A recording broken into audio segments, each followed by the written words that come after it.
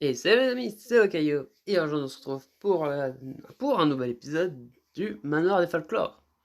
Donc, dans le dernier épisode, nous étions tombés face à Yuki à l'école, il me semble, et du coup, on était surpris de la voir à l'école, parce qu'on le sait qu'elle a quand même eu des problèmes avec ses pouvoirs par le passé, avec quelqu'un qu'elle aimait bien, et que du coup, ça s'est un peu mal fini. Du coup, on la met dans sa salle de classe, elle nous demande si on veut manger avec, mais on lui refuse gentiment en lui disant qu'elle devrait essayer de se faire d'autres amis, parce que c'est vrai que ce serait quand même bien.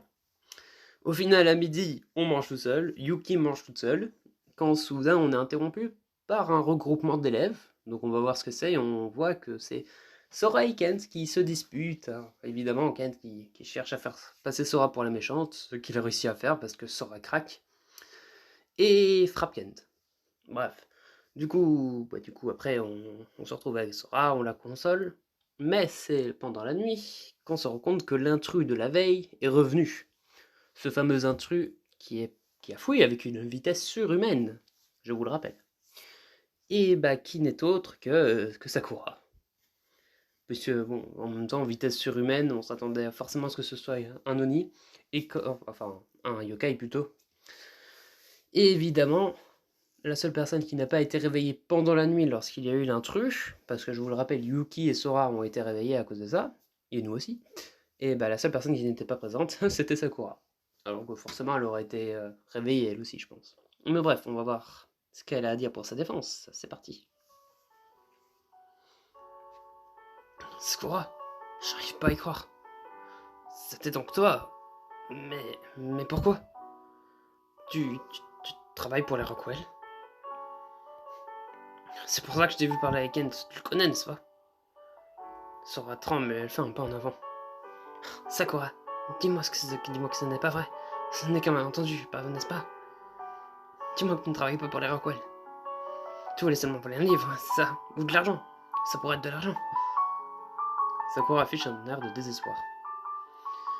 Maîtresse, je suis désolée. Ses cornes apparaissent sur son front et elle s'élance en avant. Sora, fais attention! Tout d'abord, je pense que Sakura va attaquer. Mais elle ne fait que passer devant nous aussi rapidement que ses jambes plus habiles lui permettent. Sora ne bouge plus d'un centimètre. Elle semble choquée par ce qui se passe. Sora, nous n'allons pas la poursuivre. Nous devons parler à Sakura. Sora, Sora, réveille-toi, regarde-moi. Je sais pas quoi faire. Je suis venu dès que j'ai entendu le bruit du bruit et... Sora, ça va? Tu es livide. Alexandre, qu'est-ce qui s'est passé? Réponds-moi, s'il te plaît.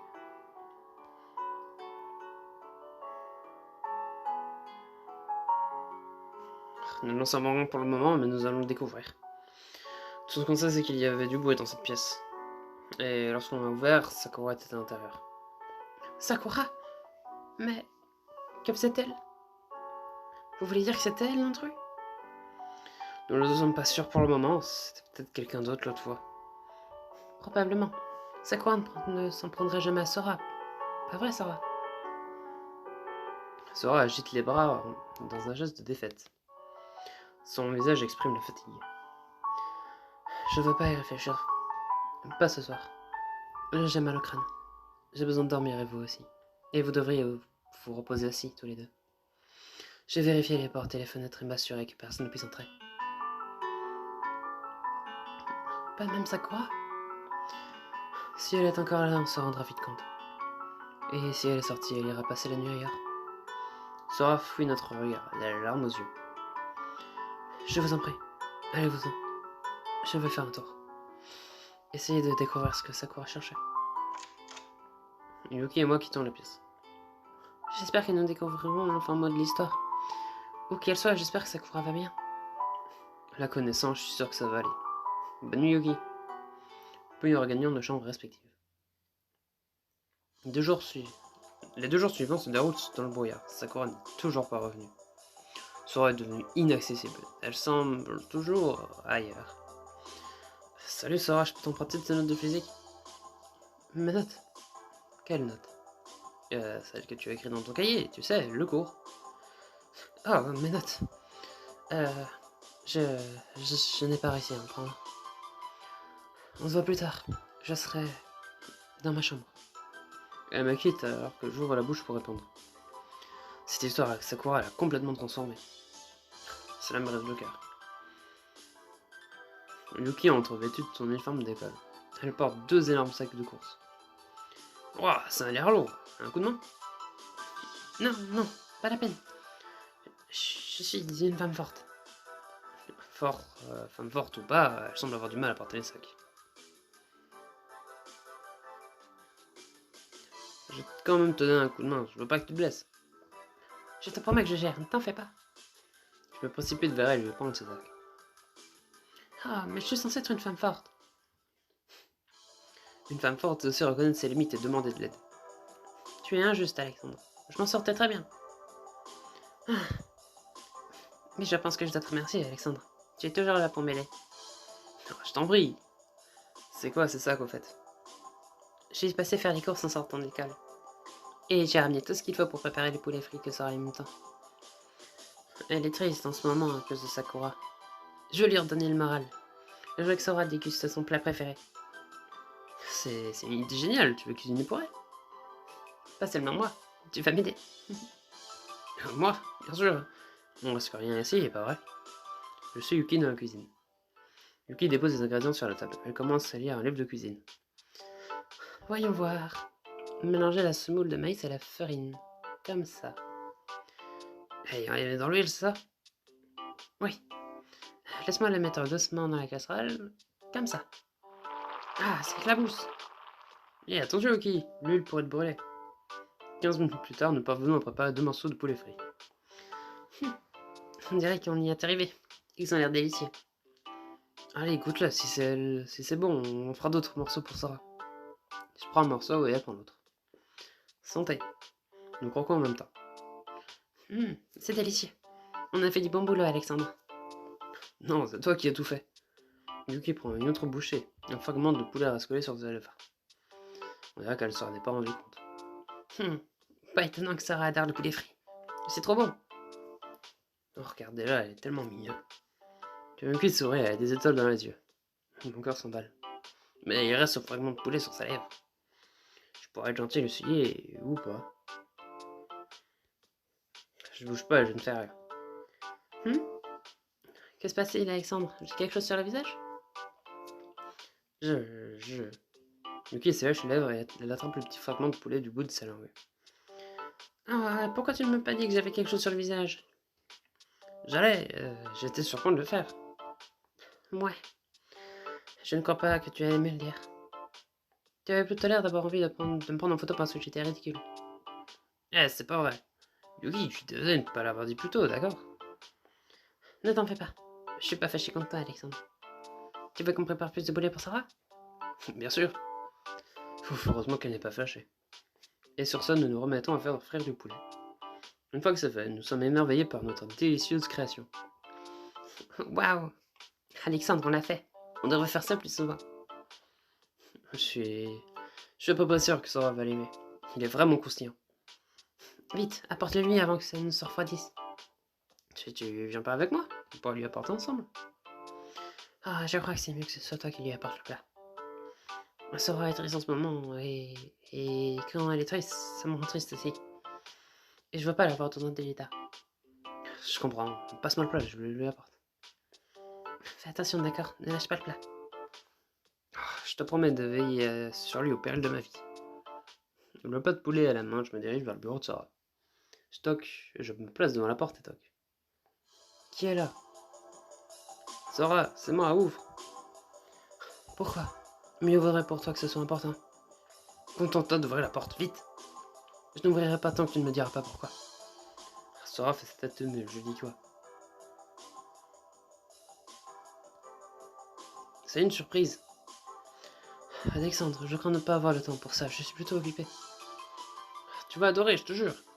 J'entends Sora qui s'agite de l'autre côté de la porte. Finalement, elle ouvre la porte. Surprise, on t'a préparé du poulet frit.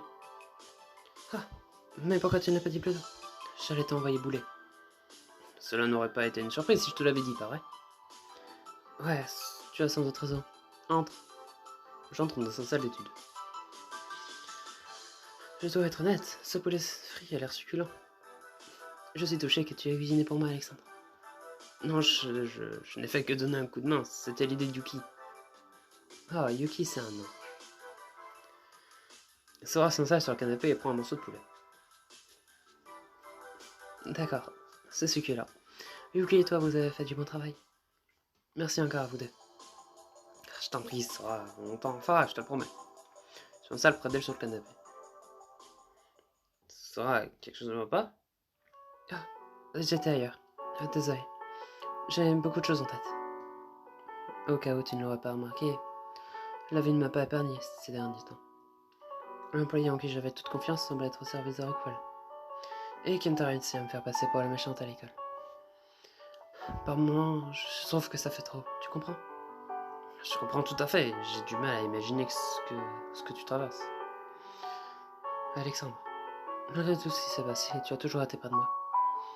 C'est la première fois que je suis proche d'un être humain. Sora se rapproche un peu de moi.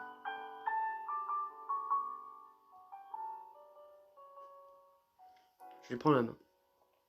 Tu trembles. Vraiment. Je n'ai pas remarqué. Tu as froid? Un peu.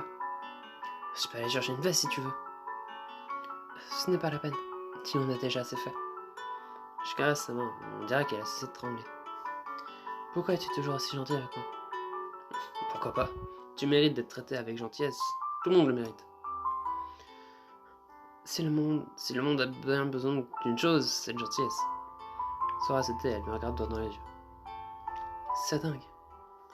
Je suis... Quoi? Qu'y a-t-il?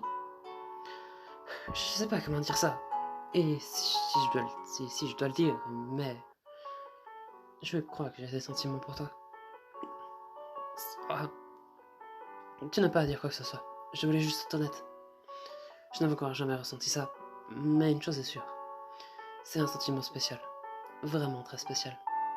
Mon cœur se met à battre et je fonds près de Sora. Elle a l'air d'attendre que je réponde quelque chose. On dirait que ses lèvres m'appellent, tout à coup, j'ai très envie de l'embrasser. Parce que j'ai des sentiments pour elle.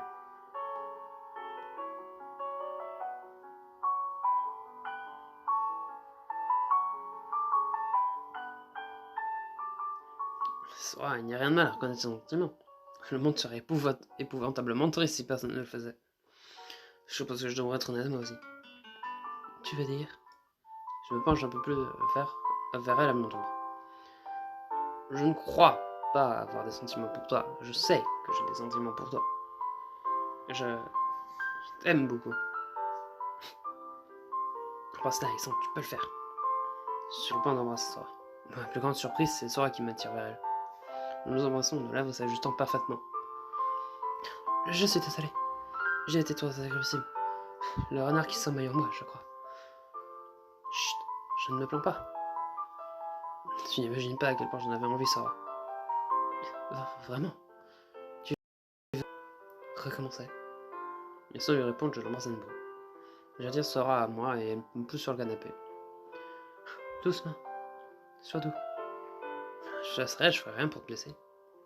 Si quelqu'un s'en prend en toi, je te promets, je ferai de mon mieux pour te protéger. Je ne veux pas que tu te mettes en danger, Alexandre. Si quelqu'un s'en prend en moi, il y a des chances que ce soit une personne dangereuse. Peu importe, je serai là quoi qu'il se passe. Eh bien, dans ce cas, je te promets de toujours te protéger. Si un autre yokai te menace, alors je le considérerai comme un ennemi. Tremblement de terre, incendie, inondation. Rien ne m'empêchera de te sauver. Oh, Sora, viens là. Je sens le poids de Sora sur mon corps et elle est à cheval sur mes hanches, et nous continuons de nous embrasser. Je réalise ce que tu voulais, Alexandre. Moi aussi, Sora, moi aussi. Puis nous le perdons dans nos baisers. Pendant 2 heures. Ouah, regarde l'heure qu'il est. Est-ce que ça fait réellement si longtemps que c'est comme ça ici? Le temps passe plus vite quand on passe un bon moment. Un bon moment. Sora me met un petit coup dans l'épaule. Alors, on se voit demain à l'école? Bien sûr, on a un examen, tu te souviens? Si j'ai besoin d'aide pour étudier, fais-moi signe, je t'aiderai. C'est très gentil de ta part, Alexandre. Mais je suis sûr que je vais m'en sortir. Super, on se voit demain. Sarah. Alexandre. Viens par ici. Sora me donne un dernier baiser et je quitte ces salles d'études. Le lendemain à l'école, j'aperçois Yuki et Sora par des casiers. Sora lit une feuille en silence, Yuki semble inquiète. Hé, que se passe-t-il? Quelque chose ne va pas? Bonjour Alexandre. Et qu'est-ce qu'elle lit, Sora? Jugé par son expression, ça ressemble à de mauvaises nouvelles. Tu sais, je me suis glissé dans la chambre de Sakura hier soir pour mener l'enquête. Et j'ai trouvé une enveloppe cachée sous son lit. Vraiment, montre-moi ça. J'essaye de regarder au-dessus de l'épaule de Sora, mais elle me repousse. Quoi? Dis-moi ce qui est écrit. Dis-moi. L'enveloppe contient des échanges épistolaires entre Sakura et Rockwell. Tu pourras lire quand Sora aura terminé. La respiration de Sora s'accélère, son visage rougit. Soudain, elle me tend les feuilles. Sora, où vas-tu? Je sais ce que j'ai à faire. Tout est clair. Enfin. Nous devons sauver Sakura des griffes de Rockwell. Elle a besoin de notre aide. Puis elle s'en va. Hé, attends, Sora! Peut-être que tu devrais commencer par lire les lettres, Alexandre. Tu comprendras. Mes mains tendent, tandis que je tiens des feuilles de papier. Que vais-je découvrir dans ces lettres? Ah, mon fin du chapitre. Bah, évidemment que Sora... oh là là, j'ai du mal avec les prénoms. Enfin, évidemment que Sakura n'allait pas nous trahir de son plein gré. Forcément qu'elle a été... Parce que du coup, ce serait comme un peu bête si elle avait décidé librement de nous trahir. Ça aurait été quand même un peu bête. Du coup, je disais... Oui, du coup, on parlait de la trahison de Sakura. Alors, ce serait un peu bête que Sakura ait choisi délibérément de nous trahir, parce que sachant que les Rockwell veulent le manoir pour détruire la source de vie des yokai, Sakura étant elle-même une yokai, ce serait un peu signer son arrêt de mort. Donc ça aurait pas été très, très intelligent. Après, oui, c'est vrai c'est la dernière Oni probablement sur Terre, enfin c'est ce qu'elle pense, et que du coup, bah, elle se sent peut-être seule. Ça, c'est vrai. Mais on arrive à là quand même. Mais bon, qu'est-ce qu'on va découvrir dans ces lettres? Parce que c'est quand même l'élément principal de ce chapitre, les lettres qu'on trouve en fin du chapitre. Et bah ça, on le découvrira dans le prochain épisode. Hein. Et en tout cas, bah, si cet épisode-là vous a plu, n'hésitez pas à vous abonner, à lâcher un like. C'était Okayo. Allez, salut!